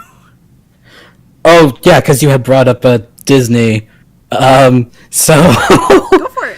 No So shit. besides a few recent Marvel movies, Mhm. I have never seen a Disney movie. Really? Ever. Yes. I don't know jack about anything. No worries. I'm not judging. Oh no, I'm just waiting for the feedback on your comments. It's gonna be it's gonna be what Twitter looks like right now. Now we've got him down. Ladies and gentlemen, we got him. Okay. That's totally fine. There's a lot of people who haven't really done anything Disney-wise. It's just a common thing, so that's why I named it as a possibility. I understand. Strap in, boys. We're going for a ride. Nice voice crack. Yeah, it was worth it. You know what? Very sexy. 10 out of 10. Thank you, good With sir. crack again. I'm gonna be honest. Before I started, we decided to do the podcast today. I was singing songs, and I was singing them very proudly and loudly, and I was having a good time. Someone called the cops thinking you were killing a cat. No, but they did give a warning this time. Oh, wow. No, I'm kidding. But yeah, I was singing some songs that in Spanish, and I was really happy to be singing them again because, like, I really do love these songs. And one of them I'm actually still practicing. I hope to memorize the lyrics so I can sing it for my family members because I really like the song. If you're wondering what the song is, it is La Señora Dinamita, Nadie Sepa Mi Sufrir, which is the song that I wanted to sing, that's the one I'm learning right now. But the ones that I was singing were 17 from Heathers. I sang Tiempo de Vals by Cheyenne, and I was also singing Te Presumo, which is a song I freaking love to sing. So Beautiful. yeah, I love singing. I share little things here and there, but I really do love singing. Like, I wish there was an opportunity to do more karaoke, do that sort of thing, but cheers. Got it. So anytime I need a singer for a project, I'll hook you up. I'm not the greatest singer in the world, I will admit that, but I have fun singing, dang it. I love to sing. And that's the most important thing. Don't do drugs, kids. Absolutely. Anyway, Sorry so for yeah, moving on. No problem. So yeah, back to the topic. There's no romance that you like in movies? In movies, like, are we limiting to just movies, or can I pick you know from what? anything? Let's to broaden it. Because I had it for each category. Let's just shorten it. So, do you have any romances that you love in movies, books, TV shows, any of that? Movies, books, TV show. Comics, even. Okay. I'll add that as an option. Anime. Wait, what are you trying to say? I am not saying a thing. I'm thinking of it, but I'm not saying it. Kidding. I'm not that evil. I'm not that evil, guys. Okay, so I'm going to improv because he's trying to get his connection back. So, I'll just continue on with another movie relationship that I love. And that one is Charlie and Amy from Fright Night, 1985. Now, I love, obviously this is another horror movie because, I love horror movies. But I love this one because this one comes from my childhood because if you guys know the story of Fright Night 1985, I know there's a remake, but I'm focusing on the 1985 one, okay? I like their relationship because they help each other out as well, like the whole thing, they care for one another. Yeah, they do get upset with each other at times during the movie, but there's also the sincerity in their romance that's really sweet, and that is like how Amy really cares about Charlie and wants to help him get through the issue that he's dealing with, which is the whole issue of his neighbor is a vampire, but no one believes Charlie. But, she obviously thinks something's wrong, and, she goes along with it in a sense to help him. So that's why I really enjoy, her and Charlie.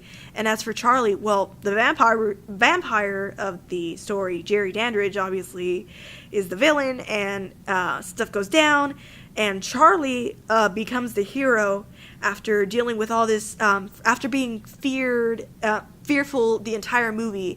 Charlie steps up, and he goes and rescues Amy himself. So it's just like, their dynamic, I truly enjoy it. I like their little relationship.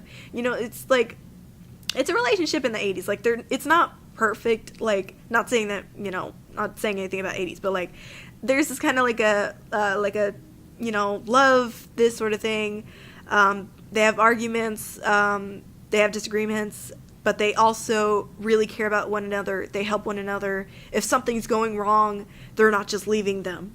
They go back and to help one another. Like, instead of just giving up on Charlie and leaving him thinking that he was crazy, she actually went out and did her best to try and help him get over it, which, to her she thought that she was helping, but, like, obviously ended up, he was right. The neighbor was a vampire.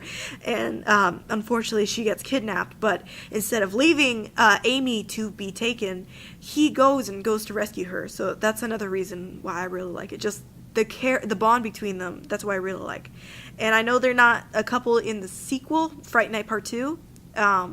But you know what? I still like, I like the character Alex in the sequel as well. So, it was, you know what? I really love Fright Night. It is a very inspirational movie to me, especially because of Tom Holland, the director. Not the actor, the director. I feel like he did a really wonderful job with the characters Amy and Charlie, and that's why their relationship, as well as Evie and Rick O'Connell from The Mummy, are my favorite relationships in movies. And yes, they're both from horror movies, so yeah. I'm not the typical person for a romance movie, but because it's the season, it's Valentine's Day for you guys. What, were you talking about another horror movie? Yeah, I was just explaining another one. We can move on now. I was stalling. Was it? No, I came back in like the middle of that, and I was just keeping quiet because I was just kind of listening in. Were you talking about Fright Night? Yes, I was. 1985. I love that movie. You know which movie I'm talking about? Oh my god, I'm geeking out on my life. Yeah, it's the one where the neighbor's like a vampire, yes. And like no one believes the guy. Oh my goodness, dude, you have no idea how hard it is to find people who are fans of that movie. Oh my god, it is my favorite movie of all time. Like, if you hear me talking about horror movies and stuff, you will always hear that Fright Night is one of my favorite movies. Favorite directors, Tom Holland, and I love the cast. Freaking Chris Sarandon, William Ragsdale, all of them. I love them so much, and like finally that's the original one too. So yeah, I really love the story. I love the characters. I love the writing. I love the effects. I love everything about this movie, and like, oh my gosh, that's why it's such an impact on me. Wow, it's been a long time since I saw the original one. I watched, the last time I watched it was when it was the 30th anniversary, which was several years ago. It's that old already? Yes, it is. Jeez. Yeah, they did a documentary, and I bought the documentary with birthday money that I had, but it was just like, I still need to watch it. I need to sit down and watch the whole thing. I know they did a remake of the movie too. They did. I watched it. I was a bit disappointed, to be honest, in the remake. It's not terrible, but it lost its charm with some of the characters, and that's what I really did like. Some aspects of it I just did not agree with at all about that movie.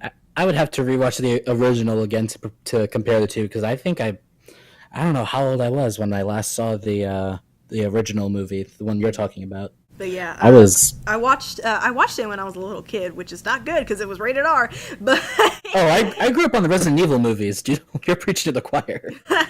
But anyways, yeah, it's just that movie has a really sincere place in my heart, even though it's a freaking horror movie, rated R. But yeah, it's a really impactful movie for me, and that's what I really love about it. It has a lot of influence on me. So Tom Holland, along with Aaron Gould, obviously, being some of the writers that just really inspire me. I love their work, and so it's just like really big inspiration. So that's why I always go back to, like, say, Fright Night, Tom Holland. That's why I always specify it's the 1985 version I'm talking about, not the 2011. And then obviously, of course, I go back and I talk about Aaron Gould and Casters, and as well as the podcast But I Digress, which he was a co-host in. I love seeing their work, and I geek out. So that's why I geek out so much. I geek out over so many things, but you know what? I'm happy about it. Hooray for enthusiasm! I just went on a whole rant, but you know what? That was good. But yeah, now that we got through that, and it's awesome to find another Fright Night fan, man. That's awesome. Yeah, I'm fist bumping you through the internet, I think. When it's Halloween, we have to jump back on the Fright Night thing, and that'll be something fun. Oh, I'll binge. You'll binge. I'll binge. Okay, so let's look for another thing. Romances that you like in any TV shows at all that you want to talk about? I will let you go first, because there's like 2 or 3 I'm rummaging through in my mind right now. Okay. So, for me, the main one that comes to mind is Jim and Pam from The Office. I know a lot of people say that's kind of cliche, but let me explain. Last year was a pretty rough year for me. I had a lot going on. I was very sad. And I needed a good laugh. So a family member had shown a few episodes of The Office. And so, you know what? It actually kind of made me smile a little bit. So I went back and I watched the whole series on Netflix. And that is, let me tell you, that is huge, because it is hard to get me to sit down and watch anything. It's hard to get me to sit down and watch movies or TV shows when I'm not in the mood. And obviously I was not really in the mood, because I was just like, eh. But I was able to sit down and actually get into the show. It was funny, yeah, but I also stuck around and actually really liked the chemistry and romance aspect of the characters Jim and Pam. And I liked it, the main reason, because it wasn't overtly cliche. And the thing about romance, this way the whole thing, like, I hate watching romance movies, is the fact that they really are cliche. I hate it. Oh, yes. I hate it so much. I hate the forced drama. Especially rom-coms. Yes, Oof. especially rom-coms. Like, I used to watch them as a kid with my mom. It is just like, you know what? I just can't do it anymore. I can't deal with it. And, like, for me, just, like, romance seemed... at the time, I was just like, you know what? Romance, I can't see it for me, whatever, blah, blah, blah. I hate it, blah, blah, blah. And then I started watching The Office, and I started to see, like, the chemistry between these two people that were really meant for each other, how they cared for one another, how they helped one another. And it also showed that they weren't perfect. Yeah, like, you know, they had children together, they had rough moments, there was decisions that were made that they weren't happy with each other, but they got over it and they worked together to progress. They didn't give up on each other. Sounds like a real romance. Yeah, exactly. Like, it avoided a lot of the cliches when it comes to romance. And that's why, like, I really loved Jim and Pam's relationship in The Office. And I said it before in the previous podcast, you know, this show got me out of my funk that I was in, and it really got me thinking, you know, romance does exist, love like this does exist out there. It's not going to be completely replicated like it is in the show, but, like, there's love like this, and that's what really just, like, that's what I really took away from The Office, was, like, the funniness, how you can work with others, those sorts of things. And then, of course, the main thing is that love does exist, and it's not always drama, it's not always pain, it's not always giving up on one another or giving up on something. There's not always this drama. There's a balance, and it's just, that's what I really loved about it, because, like, I needed that. I needed to see something like that, because I had not seen something new for once when it comes to romance. And it was something that I think a lot of people need to see. Because, like, I know a lot of people out there have difficulty with these sorts of topics and such, and just, like, I was just glad that that was an outlet for some people, and including me, now that I finally got to get into The Office and laugh my butt off at it. But yeah, that was just my whole spiel on that.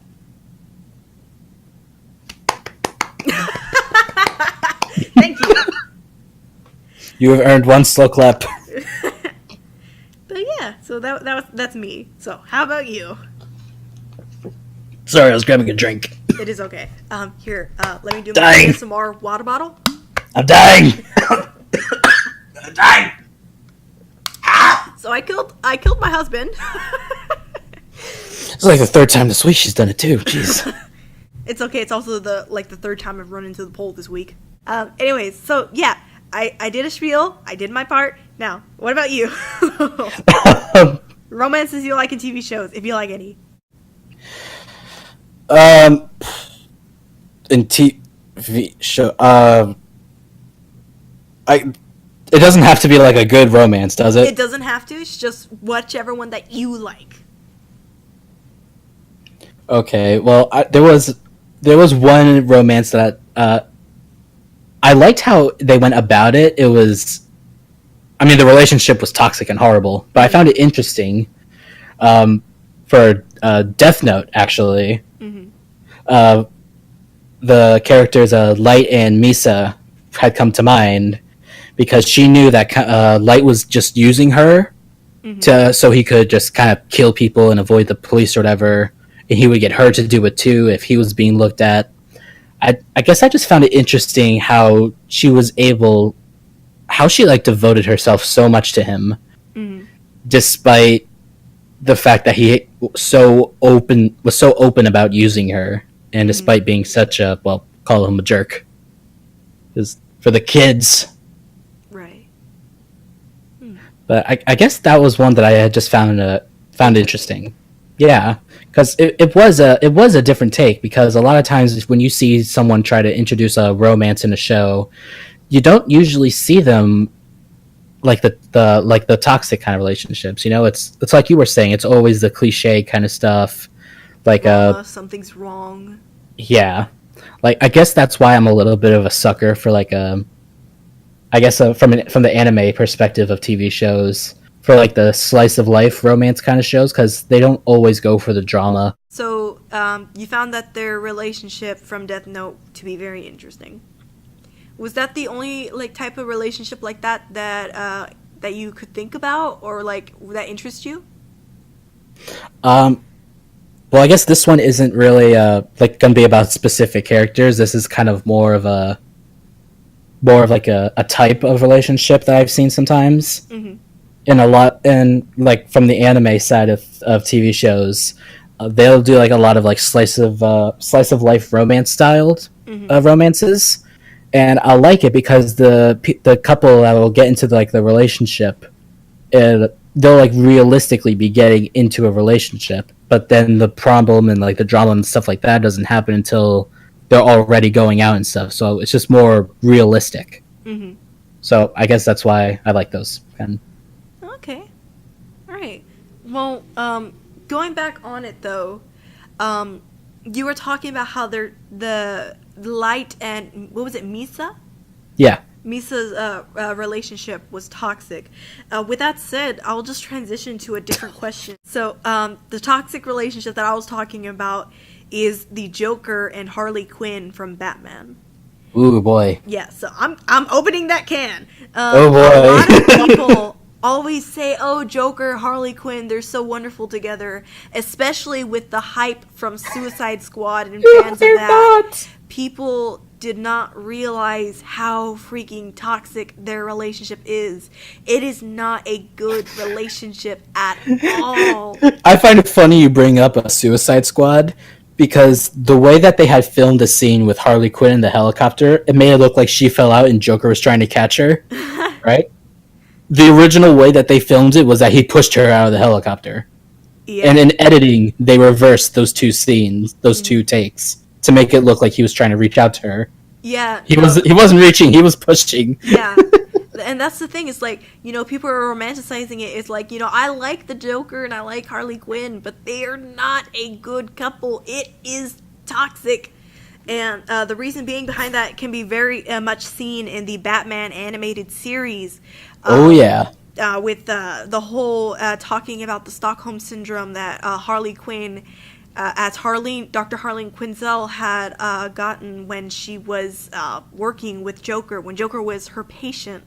It was very known that, you know, it was just not good, and he uses her like, people, you do not understand. The Joker and Harley Quinn is not a relationship that you want to go after. They are not a good relationship. Joker uses Harley constantly. He never really does like Harley, but he preys on the fact that he knows she loves him. And with this psychological drama that she's going through, she can't break the cycle. So and some of the worst part about it is that she's completely aware of all this too. Mm-hmm. And she lets like, it happen. Yeah, like she knows that he doesn't actually love her, but she doesn't want to admit it. Yeah, it's like I mean, one of the big examples is in Mad Love, where it shows how he pushed her out the window. Had she not survived that fall, you guys, she would have freaking died. Joker would have killed Harley. Okay? People die when they are killed. Not a healthy relationship. It is not a good one. Like, it's not. People always say, Joker and Harley Quinn. I love the fact that they're two clowns, and I love Harley Quinn with all my heart, and I like the Joker as a really cool character, but as a couple, it is toxic. Toxic. Harley Quinn and Poison Ivy are a good couple. That's what I was just about to say. I know people are like, just kind of leaning away from that whole thing, but it's just like, you know what? The difference between the Joker and Poison Ivy is that Poison Ivy actually gives a damn about Harley, okay? Like, they're really good friends, but it's also suggested that at some point they have dated together at some point. Oh, it's confirmed too. There's a comic series of them going out too and stuff. There's confirmation on it too now. But it's like, Poison Ivy actually is the better suitor compared to Joker. I know people like, Joker and Harley Quinn, yay! They are toxic. Poison Ivy actually cares and tries to help Harley. Like, she gave Harley an antidote so she wouldn't get sick around her, she tries to give advice. When Joker hurts her, where does Harley go? Harley goes straight to Poison Ivy, and, she makes sure that she's okay. They're still both villains, but, like, it's better than the toxic that is Joker. It is literally toxic relationship. So that was my whole spiel. I knew I was going to get into that at some point during this podcast. Was that I know it's a relationship, romance, Valentine's Day thing. So I'm breaking the cycle right now, and I'm saying it right now. Joker and Harley Quinn, they are not good together. Okay, bad. It looks cool, but the actual relationship it is toxic. It is terrible. You do not want to strive for a relationship like that. If you're in a relationship like that now, then go talk to someone, get help, because that is not being beaten, being hurt. That sort of thing is not healthy. A one-sided relationship is literally what Harley and Joker is, and that's like the point that's been driven across in the series. So it's just like, it's a really big thing, and like with the topic of Valentine's Day, I felt like it was a good way to talk about this topic. Because, like, I remember it being such a huge thing when freaking Suicide Squad came out. Like, oh, Joker and Harley Quinn, they care about each other. The king and queen of crime. It's like, no, you guys. And then he throws her out a helicopter. He literally, yeah. And they probably cut that part out because they're trying to make it more romantic in a sense. Yeah, they reversed the scene, so it looked like Harley fell out first. Mm-hmm. But so the way that the take was actually shot, it was actually shot that Joker pushed, and then Harley fell. Mm-hmm. So that part when he's extending his hand, that was supposed to come first. Yeah. And that was the other thing. They're talking about the Birds of Prey new movie with Harley and all them.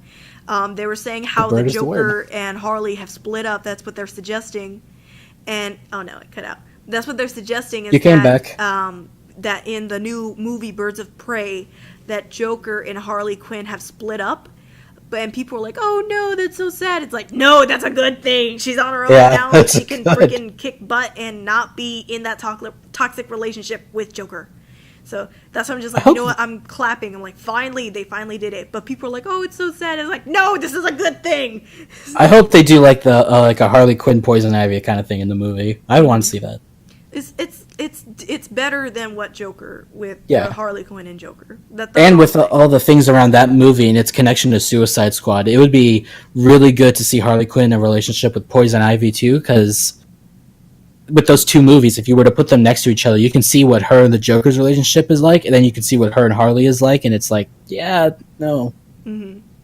It's a one-sided relationship, and it is not a good one at that. So, and again, like, you guys can have your position on it. You know, I'm not gonna force what I'm saying down your guys' throat, but literally, like, that's just literally what I'm seeing with these two characters, like Joker, Poison Ivy, and Harley Quinn.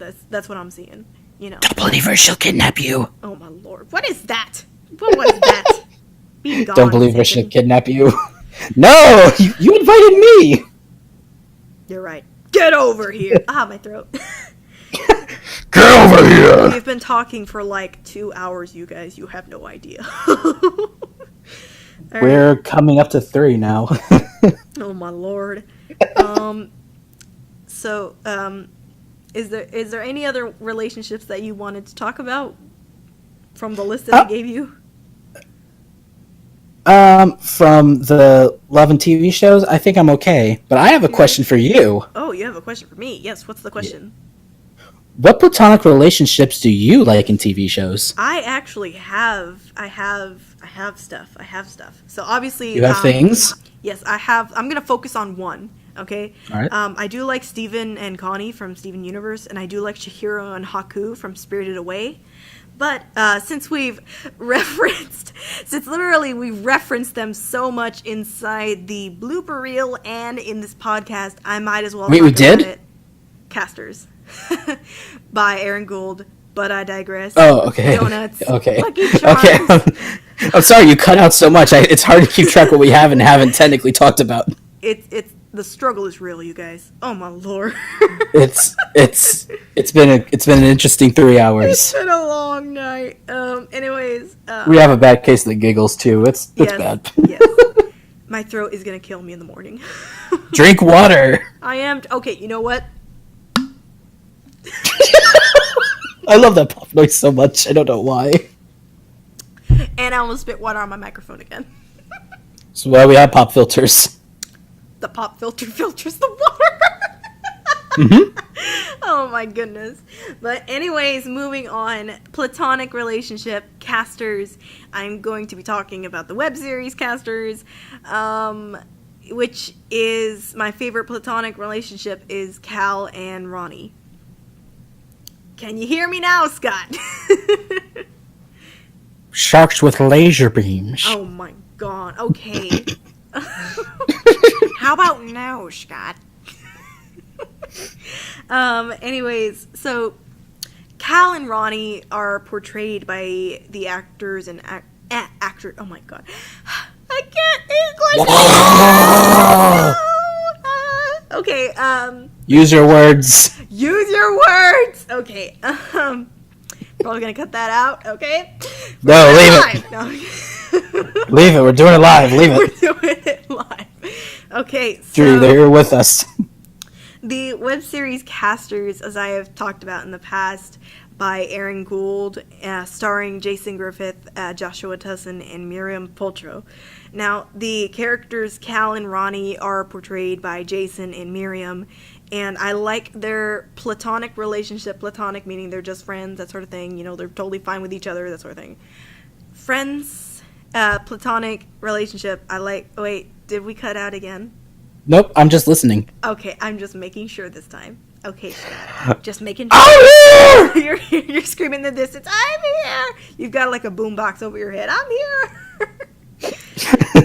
I'm playing Baby Come Back. Okay. Getting back into it. So, Casters, I really love the relationship between Cal and Ronnie because it shows good and bad. You know, like, one major thing, like, they do have arguments. They do get to each other at times. But the thing is that they do truly help each other, and that's something that I really do appreciate. Like, in the end, like, they meet back together, and they will apologize. They'll, redeem themselves in a sense, and resolve issues that occur between them. That sort of thing.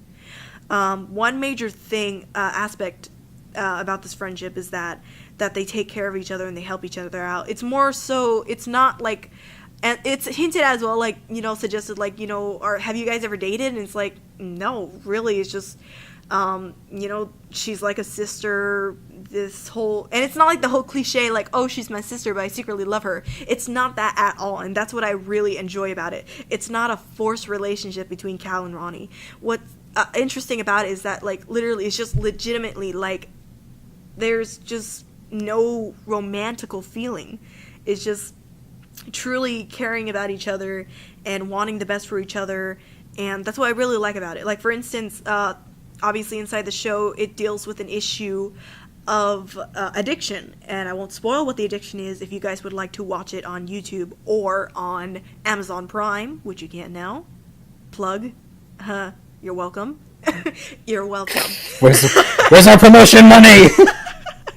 Oh no, you know what? What's a better question? Where's my freaking casters? Bring it up. Anyways, reel it back in. The interesting thing is that they help each other out, and it's not just like, you know, oh, you know, I'll just like gone. It's literally, you know, I will kick your ass if you are not on top of things, and like I will make sure you are on top of things, that sort of thing. It's like, but it's all us, obviously, in like sort of a sibling sense, even though they're not siblings. But it's just like that bond between them, I truly appreciate. And the thing is, like, the whole addiction thing, like, Ronnie makes sure that, you know, Cal's okay and that sort of thing. And then Cal makes sure that Ronnie's okay. Because, like, within the series, you see the whole relationship dynamic that they have between each other. They do, at times, you know, get upset with each other. There's issues that go on, obviously. There's tough subjects and material that goes on, but the way it's handled, the way it's written, the way that they connect and how they resolve issues, how it brings it back together, is just like, I really appreciate that. And it's something that I think people need to realize. You don't have to date someone that you are friends with. Like, if you really, really enjoy their company or talking with them or hanging out, if you love to hug your friend or just to hang out and just do whatever, you don't have to be dating someone to do that. And that's what I really appreciate. One of the messages in Casters is that you don't have to be in a relationship with someone to be truly close with someone. And I think both actors, Jason and Miriam, really incorporated that aspect into it. And also with Joshua as well. I know I was focusing on Cal and Ronnie, but Joshua's character, Owen, as well, he's like the okay, I'm gonna sound really silly, but like the old wizard, the Gandalf of the series. Like, he knows, like, he doesn't really he shall not pass the friend zone. Yeah, basically he's the Gandalf of the series. He's the very wise, cereal eating, loving guy, and it's just, he's there and he gives advice, and even when you think he's not, he's listening. He's aware of things, and he is more on top of things than you realize. And he is just as much a part of this whole platonic relationship as Cal and Ronnie. You know, the trio. Yes, you know, Cal and Ronnie have their thing going on. Ronnie and Owen have their thing, and then of course even Cal and Owen have their thing as well. In fact, that was the whole interesting thing, was like, Cal and Owen knew each other beforehand, and then of course then Ronnie gets introduced into the mix, and like, you see like this connection. You don't have to know someone your whole life. You can meet someone just at the weirdest places, at the most random situations that you could think of. It's not something like that's like scripted. Well, it is scripted for this series per se, but like, life, they did it live. Life is not scripted. It's live. It happens. You make decisions. You make choices. People come and go. People do stupid things. We help one another. It is this relationship about helping one another, and that's what I really enjoy about it. And I disconnected from him again in my spirit. I'm sad. Oh, she came back. I never left, Jack. No, you left. You left me to drown. Damn it. Okay, it was funny because DiCaprio. I'm sorry, but it was just really funny because you were saying people come, people go. And right as you said go, you cut out.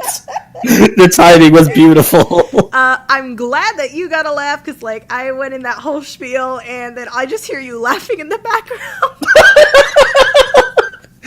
Look, I'm not laughing at you. I'm just laughing very intensely at you. You're so nice. Thanks, that's what I'm here for. Okay, but I digress. But yeah. Get out! No, it's cut it out. No, it's get out, as in find the nearest door. Where's Mr. Woodchuck? Leave. But anyways, reeling it back in. So, yeah, that's why I really love the show. The characters are really relatable, and like I said, I just really enjoy that aspect of that message. You don't have to date people that you really care about. You can just truly just be in a friendship, and that's what I really enjoy about it, and that's why I'm very adamant and a huge fan. I can go on a spiel on casters forever, but you know what? I will save that for another day. But I'm just telling you one aspect that I love about casters. So, yeah. Platonic. Go. You shall not pass the friend zone. That should be, okay, damn it. That should be in the script for the new movie, which I'm still waiting for. They're making a new movie? Well, okay, you know what? I'm going to say one thing for you because you need context. So, Casters came out on YouTube as a web series with 6 episodes, broke it up into parts, and then, me being a very big geek with no life, I made... It's okay, I am too, that's why I'm here. You don't understand! Okay. Oh no, I think I understand more than you give me credit for. I made a fan page for them. Okay, yeah, I don't understand. No! Hardcore judging. I'm not hardcore judging, I'm intensely laughing at you. There's a difference. But I did make a fan page because I love this series so much. I love the characters, and I love the actors, you know. Anyways, moving on. Not going into detail. But, Don't say it! I'm not gonna say it. Don't. If you do, I'll kidnap you. What the frick? Okay, no, I don't know, Scott. But anyways, But the sharks with laser beams get hungry. Oh my lord. Okay, well then go take it to go see Jaws, and then yeah. Give it a box of donuts and Lucky Charms, and then I'll be happy. But I digress. Anyway. Son of... Leave! He left! Oh my god! Leave!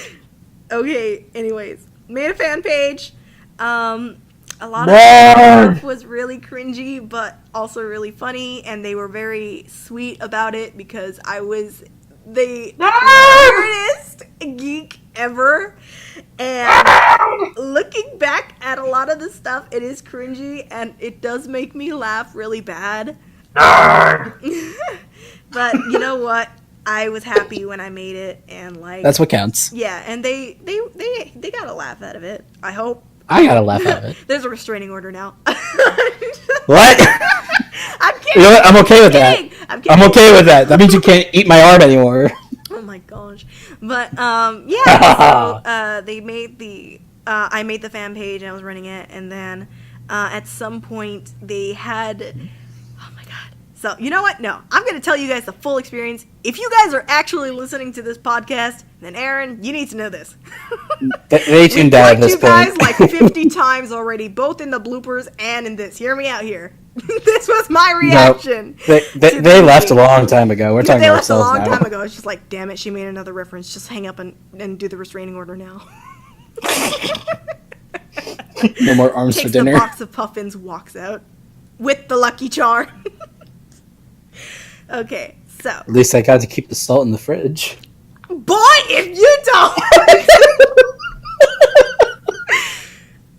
Anyways, I've used that phrase over 50 times, just kill me now. Anyways. Sure. So, no! Okay, so the real thing, they had, okay, so it was on a school day, I came home from school, blah, blah, blah, details. I was sitting down, I had got a link from Aaron earlier that day, and I've been waiting the whole school day to watch it, so I sit down and I'm watching it, and it's for new projects that he's working on. And I'm obviously geeking out because obviously I said it before, I love his work. You know, he's a huge inspiration to me. Anything he does, I will watch in a heartbeat.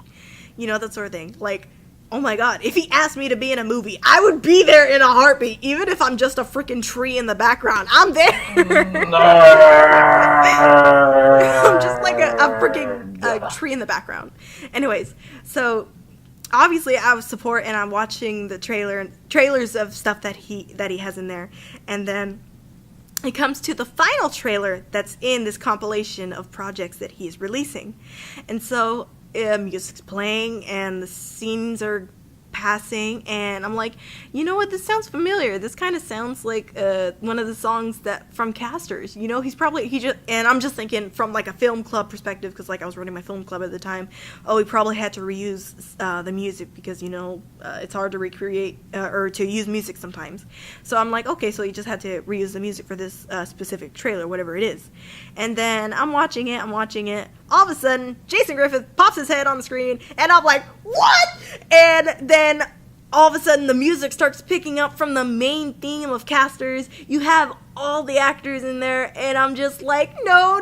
I'm watching it, friggin' tears are coming out of my eyes, and I'm just like sitting there like, oh my gosh. And then the title screen, Casters Bring It Up, pops on the screen. I'm freaking bawling in my bed. I'm just like watching it, and then of course it cuts to him talking at the end. I'm just like, just like crying. And then the funniest thing about that, and this is the thing I always talk about, I'm in there freaking like I am speechless at this point. Tears are coming out of my eyes. I'm watching it, and my brother chimes in from the other freaking room in the house. What's wrong? Are you okay? And I'm just like, yeah, the director. And like, my brother's just freaking confused as heck. He's like, you know what? I'm not going to get into this.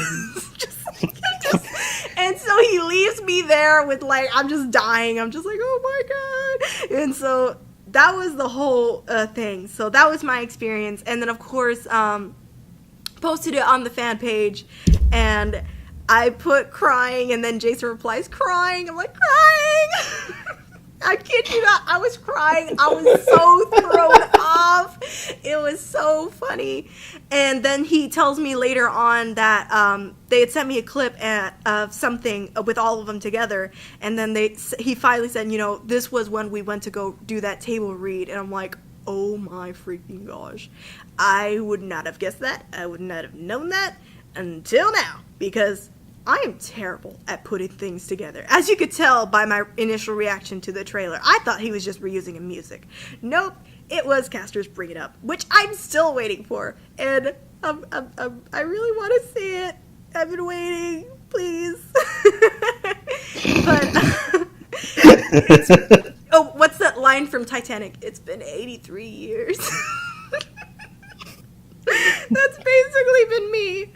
So, yeah, I just, that's my whole thing with the Casters. So now you have the context of that. And it's been 83 years. Oh my lord. So, yeah, I'm still waiting. Hopefully we see it sometime. I really hope it's sometime soon. I could really, really like to see it. Is I it love time seeing for their bingo? work. Like, I love seeing the things that they do. Like, I really do. It's not like, oh, you know, just because, like, this and that. No, I'm legit excited to see things that they do. Like, some of the, what was it? Warren and Daydreamer and I'm probably gonna butcher it. The Kid Who Loves Indiana Jones were things that Aaron had made, and I was so excited. Every time a new thing came out, I watched it dead on. I was just so excited. I'm like, yes, something new. And so I'm just like, I'm watching all of it. And then of course I see new things with Jason, like new projects, like, you know what, he made a romance movie, and it's like, you know what, I'll freaking go through it and I will watch it. I know I don't really like romance, but I will freaking watch it. And then Miriam also did a new thing, showed a trailer for, oh my gosh, I can't remember, the title was so long I messed it up. It's been a while since I've seen the trailer for it. But her playing the piano and singing, and she's humming a tune, and it's so beautiful. Like, I loved it so much, like I literally click on it on repeat and listen to it, because like I love the music. It sounds so beautiful. Like, she has an amazing voice. And like, another thing about it is, like, you see in the trailer, like, she's singing in there, and she's like, dude, I've heard her sing before, and I'm so excited. And like, this little snippet of her playing the piano and humming the tune, it's so beautiful. And I love it so much. And so it's just like, I'm really excited to see new things that they do. Like, I'm not saying it just to say it. I legit really am. And I still need to go back and watch Mythos, because I'm terrible. I saved it and then I missed it. So I need to go back and watch it. How dare you! But I do watch the other things that they do, you know? And obviously, like I said, Jason really inspired me for being a voice actress, you know? It's just one of the big ones, like Charles Martinet and like all these people. Jason's one of my big ones for me. And so that's why I'm really supportive. Yeah. It was beautiful. Oh my god. Do you want to hear something funny, actually? Speaking of Yes. Other stuff okay, so like I said, I'll go and I'll watch stuff that they do, right? So this is gonna be so funny, and you'll find out why. So this one in particular was something that Jason had been a part of, and it was what's it called? It's called Zomcom. It's basically they're in a post-apocalyptic. Damn it! Now we know another word that I can't say. Dang it! Post-apocalyptic. Thank you, fellow voice actor. That was $25. So they're in that type of universe, and they have to do all these types of things, like hunt down, find things, and work together in teams for killing zombies and all this other stuff. And he's in that, obviously. And, you know, some parts were like, okay, but like, it did make me laugh. It was really silly. And also, like, some serious moments, like, dude, like, this is rad that they were able to do this. And, like, it left us at a cliffhanger. I'm like, oh my god, what happens next? But this is the funny thing about Jason's character that bugged me, and it took me a while to realize why. Jason's character in Zomcom is named Carlos. Carlos is a mechanic, and he drives a van, which they all ride in. And sorry, you're gonna find out why I'm laughing so hard. And for some reason, this was bothering me so hard. I'm like, you know, his name is Carlos. Why is this bugging me so much? What? He's a mechanic. I don't know what's bothering me about this character. Until it hit me. My grandpa's name is Carlos. He's a mechanic. Oh my god. Does he drive a white van too? He used to drive a van like that.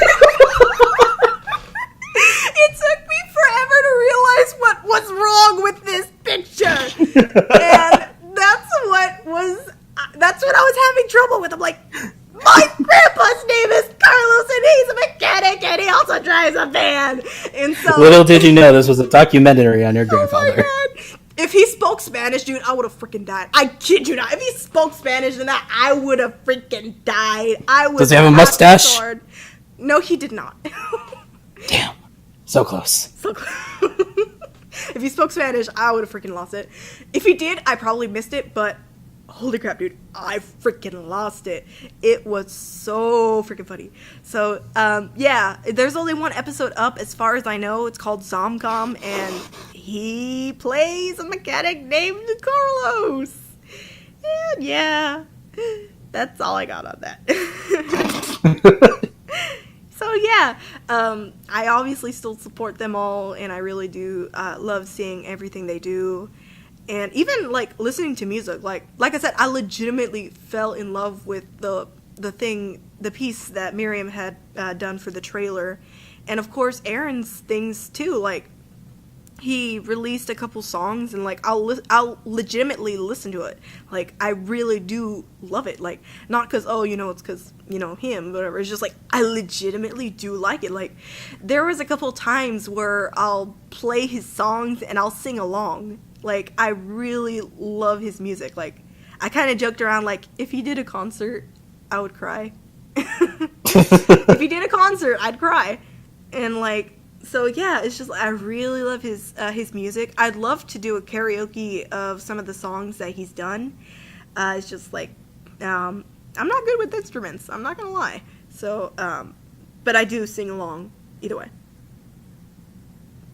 That was my spiel on casters. Jason Griffith, Joshua Tussin, Miriam Polcho, and Aaron Gold. Aaron. Where's our money for the promotion? I just load his name. Forgive me. You guys probably don't even know how to say my real name. It's okay. Okay, look, during that whole spiel of yours, like, parts of your words would keep cutting out, so I got, like, half of that at the end there, because, like, every time you would start to talk, you'd be like, A-E-I-O-U. That's all you gotta know.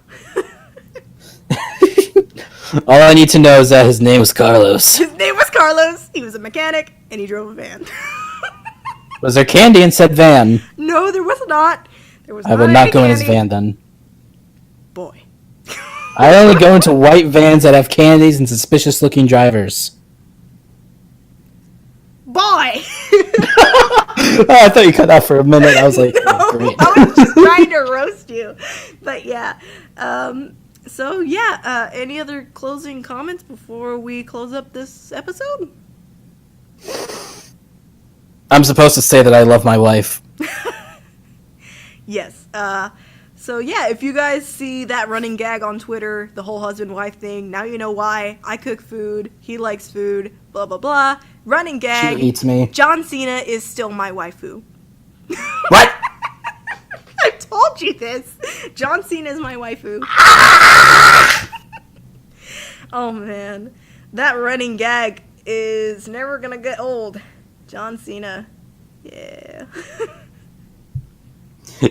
Just because he has big biceps. From, right? I've told you the John Cena running gag. You have not told me where it came from. Decisions. Okay. So, you know what? This will be my last spiel. The John Cena thing came from my family. So, my dad's a huge fan of Dwayne "The Rock" Johnson. And obviously, there's the rivalry between John Cena and The Rock. And so, to tease my dad, I said I really like John Cena. Oh, okay. He took off with this. Oh, wow. And so, every time John Cena was in a movie, whenever there was a clip, there was a commercial, they would put it on and say, "Hey, look, it's your boyfriend." And you know what? I would keep running it. I would deny it. I would also laugh at it. I'm just like, you know what? What is this going? What is going on? And this is my life now. Yeah, this is my life now. I made a mistake with this. I have made a terrible error in judgment. Oh, dude, you have no. This is the worst part of it. Okay, this is the funniest but worst part of it. The gag has gotten so bad. Oh my gosh. This was Christmas last year. I was opening a present that my parents had got me. And on the name tag, the to something from something. To Aaron from Gina. Yes! That's great. And, no, this is the worst part. I did not know what the heck they had given me because it came in a very thin rectangular box. Oh, and yes. I was terrified to open it because legitimately I had no idea what to expect, what was inside the box. So, what's in the box? What's in the box? What's in the freaking box is a shirtless picture of John Cena. Yes! Was it framed? No. Oh, that would have been so much better if it was framed. So now I have a poster of a shirtless John Cena that I have no idea what to do with. You should put it right above the head of your bed. I've been trying to put it up for several days now, but I can't get past the look on his face. As soon as I see his face, I roll it back up and run away. I am terrified to walk in the middle of the night and see his cold dead eyes staring into my soul.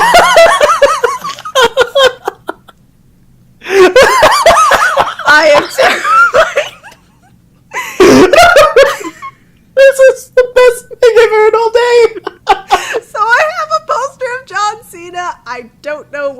do with? Should put it right above your bed, just right there. Oh my god. Wake up every morning. First thing you see, Transformer! So, that's my Valentine's Day, that's my Christmas, and that's this episode. So, Goten, thank you RoboCop. again for coming on the show for this special and for doing the running gag and all that good stuff. I really appreciate that you were in this episode with me. And I appreciate all the fun and for sticking around for like 3 hours, so I really appreciate that. No problem. You RoboCop during your outro, by the way. I have no idea what the heck you're talking about. How many times have I cut out total? How many RoboErena.exe are there? 4, 5, 6. While he counts, I'm going to do my little closing introduction, or closing outro. So, if you like this podcast, make sure to like, comment, subscribe, and share. Help the podcast. 84 times. 84 times? Yes. So, I cut out, and Goten had put RoboErena.exe 87? 84. 84 times. 84 times I've cut out. You did it more than that, actually, but those are the times like you could. 84 times, ladies and gentlemen. Those are just the times you went completely silent. If I count every time you like had a stutter, oh boy. Oh my lord. So, this was a struggle to get through, but I appreciate that you stuck it through with me, and I truly appreciate it.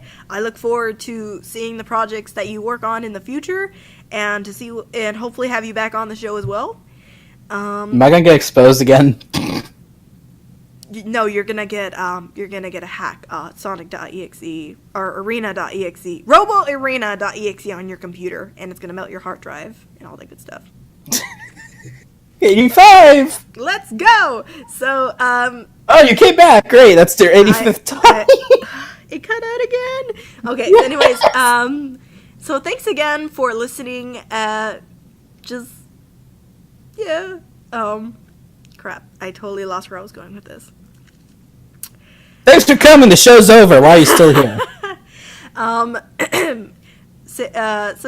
Listening to our podcast, listen to But I Digress, casters, Carlos, make sure you check him out with, Don't forget to put your salt in the fridge. And I will look forward to listening to you again. So have a great day, my lovelies. Bye! Bye! Peace.